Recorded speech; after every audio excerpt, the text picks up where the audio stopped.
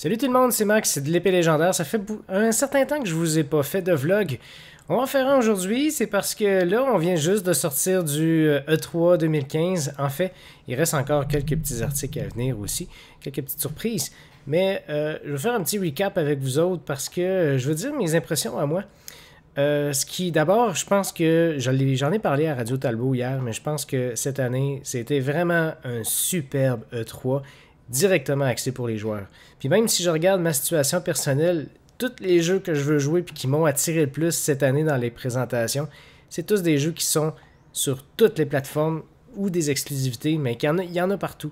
Je veux jouer à Forza Motorsport 6. Je trippe sur cette franchise-là depuis que j'y ai goûté. Je suis un gros fan. Je veux jouer à Mirror's Edge, Catalyst de EA. Je veux jouer à Doom. Doom! Tu sais, je veux dire, c'est Doom! C'est super gore, c'est super violent. Il y avait du sang partout, puis des démons. Je suis super content. Uncharted 4 avait de l'air complètement débile. Je suis vraiment content de voir ça. Je veux jouer à Recore aussi. Tu sais, le jeu indépendant qui a été présenté par Microsoft à leur conférence, qui est fait par... c'est quoi son nom? En tout cas, les créateurs de Metroid Prime aussi. Donc, c'était vraiment super. Je veux jouer à For Honor qui a été présenté à la conférence de Sony, qui est un jeu de Ubisoft. Je veux jouer à Ghost Recon. Tiens, Ghost Recon d'Ubisoft. Cette année, là, c'était débile. C'était une superbe année.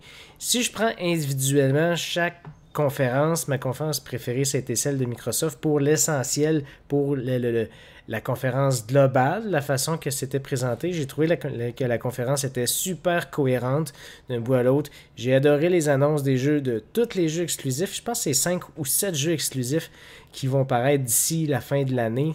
Donc, qu'il y a des joueurs qui vont pouvoir mettre la main dessus. J'ai adoré voir des annonces que le PC et la Xbox se rapprochent énormément avec Windows 10. Donc, on va avoir du cross-gaming, cross-platform, cross-buy, cross-multijoueur aussi, donc entre les deux plateformes, ça c'est très cool.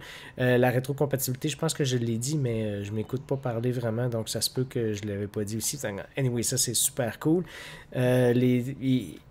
Essentiellement, cette conférence-là, c'est elle qui m'a attiré le plus. Je suis curieux de savoir aussi de vous, de votre côté, parce que il y a les Sony qui a eu une conférence super populaire. Les gens ont vraiment adoré avoir le hype tout autour de Shenmue 3, autour de Final Fantasy VII Remake, puis autour de The Last Guardian, même si c'est tous des jeux qui ne pourront pas être joués à court terme.